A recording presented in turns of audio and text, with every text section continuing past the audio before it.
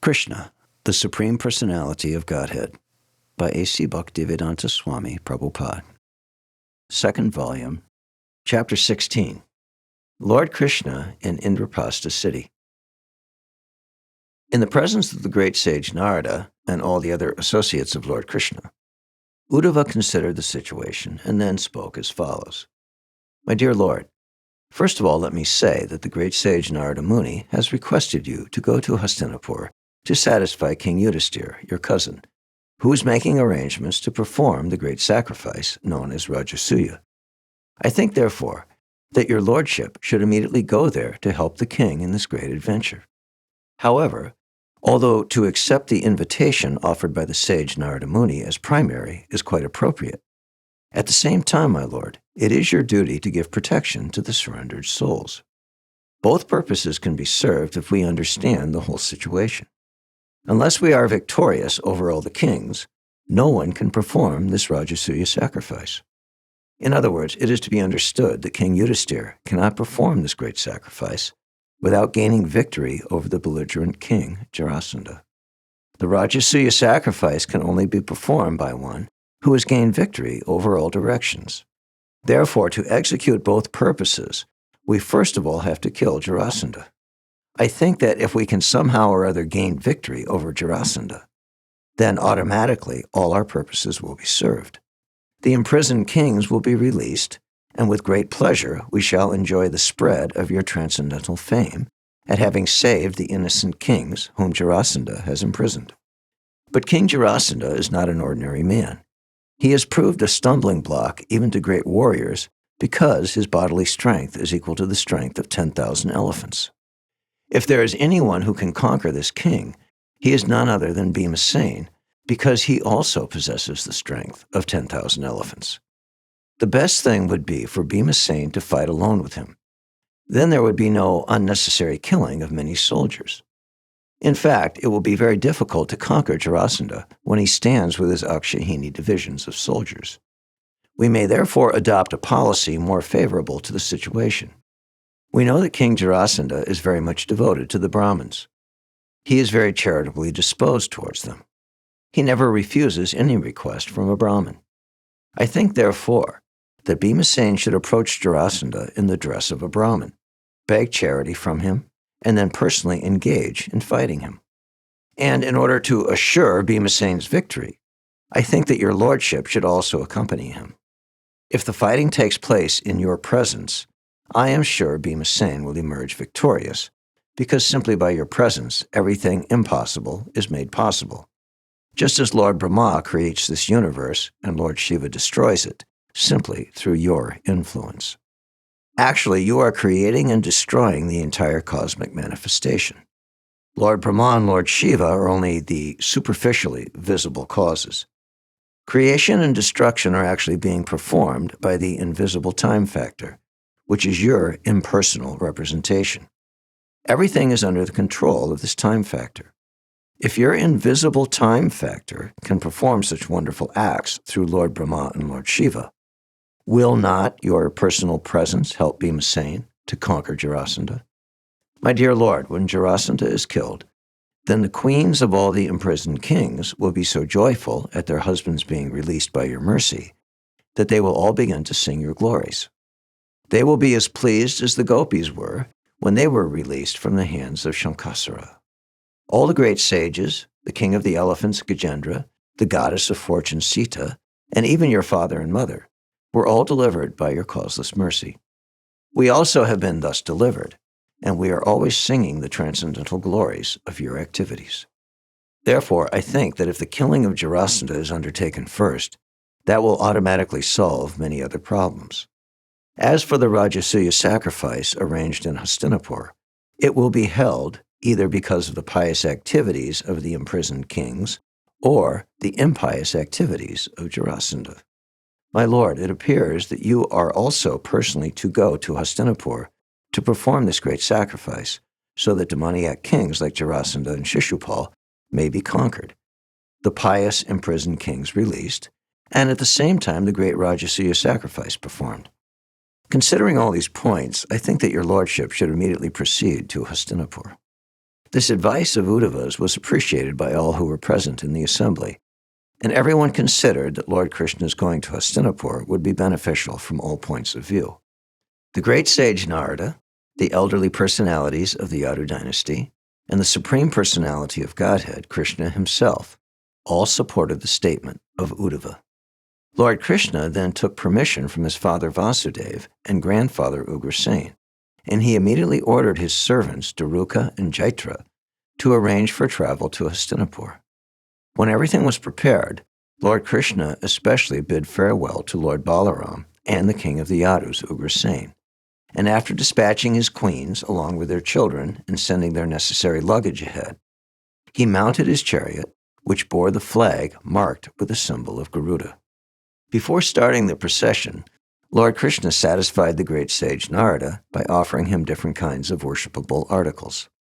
Naradaji wanted to fall at the lotus feet of Krishna, but because the Lord was playing the part of a human being, he simply offered his respects within his mind. And fixing the transcendental form of the Lord within his heart, he left the assembly house by the airways. Usually the sage Narada never walks on the surface of the globe, but travels in outer space. After the departure of Narada, Lord Krishna addressed the messenger who had come from the imprisoned kings. He told him that they should not be worried. He would very soon arrange to kill the king of Magadha, Jarasandha. Thus he wished good fortune to all the imprisoned kings and the messenger. After receiving this assurance from Lord Krishna, the messenger returned to the imprisoned kings and informed them of the happy news of the Lord's forthcoming visit. All the kings became joyful at the news and began to wait very anxiously for the Lord's arrival. The chariot of Lord Krishna began to proceed, accompanied by many other chariots, along with elephants, cavalry, infantry, and similar royal paraphernalia. Bugles, drums, trumpets, conch shells, horns, and coronets all began to produce a loud, auspicious sound, which vibrated in all directions. The 16,000 queens, headed by the goddess of fortune, Rukmini Devi, the ideal wife of Lord Krishna, and accompanied by their respective sons, all followed behind Lord Krishna.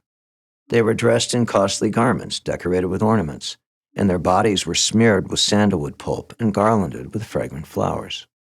Riding on palanquins, which were nicely decorated with silks, flags, and golden lace, they followed their exalted husband, Lord Krishna. The infantry soldiers carried shields, swords, and lances in their hands, and acted as royal bodyguards to all the queens. In the rear of the procession were the wives and children of all the other followers, and there were many society girls also following. Many beasts of burden like bulls, buffaloes, mules, and asses carried the camps, bedding, and carpets, and the women who were following were seated in separate palanquins on the backs of camels. This panoramic procession was accompanied by the shouts of the people and was full with a display of different colored flags, umbrellas and whisks, and different varieties of weapons, dress, ornaments, helmets, and armaments. The procession, being reflected in the sunshine, appeared just like an ocean with high waves and sharks. In this way, the procession of Lord Krishna's party advanced towards Hastinapur, New Delhi, and gradually passed through the kingdoms of Arnata, Gujarat province, Savira, Saret, the great desert of Rajasthan, and then Kurukshetra. In between those kingdoms, there were many mountains, rivers, towns, villages, pasturing grounds, and mining fields. The procession passed through all these places in its advance. On his way to Hastinapur, the Lord crossed two big rivers, the Drishvati and the Saraswati. Then he crossed the province of Panchala and the province of Matsya. In this way, ultimately he arrived at Indraprastha. The audience of the Supreme Personality of Godhead, Krishna, is not very commonplace.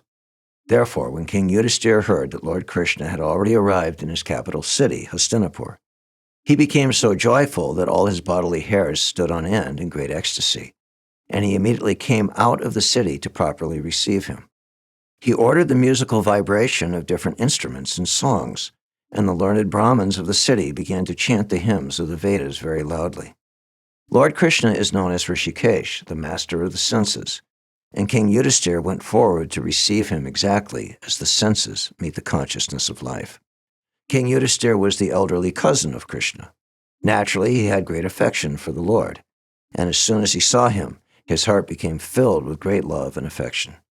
He had not seen the Lord for many days, and therefore he thought himself most fortunate to see him present before him. The king therefore began to embrace Lord Krishna again and again in great affection. The eternal form of Lord Krishna is the everlasting residence of the goddess of fortune. As soon as King Yudhisthira embraced him, he became free from all the contamination of material existence. He immediately felt transcendental bliss and emerged in an ocean of happiness. There were tears in his eyes and his body shook in ecstasy. He completely forgot that he was living in the material world. After this, Bhimasena, the second brother of the Pandavas, smiled and embraced Lord Krishna, thinking of him as his own maternal cousin, and thus he was merged in great ecstasy. Bhimasena also was so filled with ecstasy that for the time being he forgot his material existence. Then Lord Sri Krishna himself embraced the other three Pandavas, Arjuna, Nakula, and Sahadeva. The eyes of all three brothers were inundated with tears, and Arjuna began to embrace Krishna again and again because they were intimate friends. The two younger Pandava brothers, after being embraced by Lord Krishna, fell down at his lotus feet to offer their respects. Lord Krishna thereafter offered his obeisances to the Brahmins present there, as well as to the elderly members of the Kuru dynasty, like Bhishma, Drona, and Dhritarashtra. There were many kings of different provinces, such as Kuru, Srinjaya, and Kekaya, and Lord Krishna duly reciprocated greetings and respects with them. The professional reciters, like the Suttas, Magadhas, and Bandinas, accompanied by the Brahmins, began to offer their respectful prayers to the Lord. Artists and musicians, like the Gandharvas, as well as the royal jokers, began to play their drums, conch shells, kettle drums, veenas, mridangas, and bugles, and they exhibited their dancing art in order to please the Lord. Thus, the all-famous Supreme Personality of Godhead, Lord Krishna, entered the great city of Hastinapur, which was opulent in every respect. While Lord Krishna was entering the city, everyone was talking amongst themselves about the glories of the Lord, praising his transcendental name, quality, form, etc. The roads, streets, and lanes of Hastinapur were all sprinkled with fragrant water through the trunks of intoxicated elephants. In different places of the city, there were colorful festoons and flags decorating the houses and streets. At important road crossings, there were gates with golden decorations, and at the two sides of the gates, there were golden water jugs. These beautiful decorations glorified the opulence of the city. Participating in this great ceremony, all the citizens of the city gathered here and there, dressed in colorful new clothing, decorated with ornaments, flower garlands, and fragrant scents. Each and every house was illuminated by hundreds and thousands of lamps placed in different corners of the cornices, walls, columns, bases, and architraves. And from far away, the rays of the lamps resembled the festival of Dipavali, a particular festival observed on the New Year's Day of the Hindu calendar. Within the walls of the houses, fragrant incense was burning, and smoke rose through the windows, making the entire atmosphere very pleasing. On the top of every house, flags were flapping, and the gold water pots kept on the roofs shone very brilliantly. Lord Krishna thus entered the city of the Pandavas, enjoyed the beautiful atmosphere, and slowly proceeded ahead.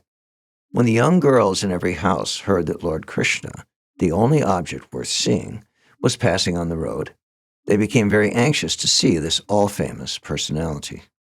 Their hair loosened and their tightened saris became slack due to their hastily rushing to see him. They gave up their household engagements, and those who were lying in bed with their husbands immediately left them and came directly down onto the street to see Lord Krishna. The procession of elephants, horses, chariots, and infantry was very crowded. Some, being unable to see properly in the crowd, got up on the roofs of the houses. They were pleased to see Lord Sri Krishna passing with his thousands of queens. They began to shower flowers on the procession, and they embraced Lord Krishna within their minds and gave him a hearty reception. When they saw him in the midst of his many queens, like the full moon situated amidst many luminaries, they began to talk amongst themselves. One girl said to another, "My dear friend, it is very difficult to guess what kind of pious activities these queens might have performed, for they are always enjoying the smiling face and loving glances of Krishna.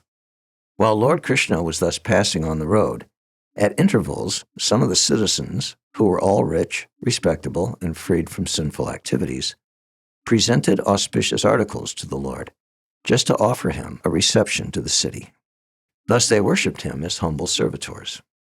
When Lord Krishna entered the palace, all the ladies there became overwhelmed with affection just upon seeing him. They immediately received Lord Krishna with glittering eyes, expressing their love and affection for him. And Lord Krishna smiled and accepted their feelings and gestures of reception. When Kunti, the mother of the Pandavas, saw her nephew Lord Krishna, the Supreme Personality of Godhead, she became overpowered with love and affection. She at once got up from her bedstead and appeared before him with her daughter-in-law, Draupadi, and in maternal love and affection she embraced him. As he brought Krishna within the palace, King Yudhisthira became so confused in his jubilation that he practically forgot what he was to do at that time in order to receive Krishna and worship him properly. Lord Krishna delightfully offered his respects and obeisances to Kunti and other elderly ladies of the palace. His younger sister, Subhadra, was also standing there with Draupadi, and both offered their respectful obeisances unto the lotus feet of the Lord. At the indication of her mother-in-law, Draupadi brought clothing, ornaments, and garlands, and with this paraphernalia they received the queens Rukmini, Satyabhama, Bhadra, Jambavati, Kalindi, Mitravinda, Lakshmana, and the devoted Satya. These principal queens of Lord Krishna were first received, and then the remaining queens were also offered a proper reception. King Yudhisthira arranged for Krishna's rest, and saw that all who came along with him, namely his queens, his soldiers, his ministers, and his secretaries, were comfortably situated. He had arranged that they would experience a new feature of reception every day while staying as guests of the Pandavas. It was during this time that Lord Sri Krishna, with the help of Arjuna, for the satisfaction of the fire god Agni, allowed Agni to devour the Khandava forest. During the forest fire, Krishna saved the demon Mayasura, who was hiding in the forest. Upon being saved, Mayasura felt obliged to the Pandavas and Lord Krishna, and he constructed a wonderful assembly house within the city of Hastinapur. In this way, Lord Krishna, in order to please King Yudhisthira, remained in the city of Hastinapur for several months. During his stay, he enjoyed strolling here and there. He used to drive on chariots along with Arjuna, and many warriors and soldiers used to follow them. Thus ends the Bhaktivedanta purport of the second volume, 16th chapter of Krishna, Lord Krishna in Indraprastha city. Thank you for listening. For more, click here.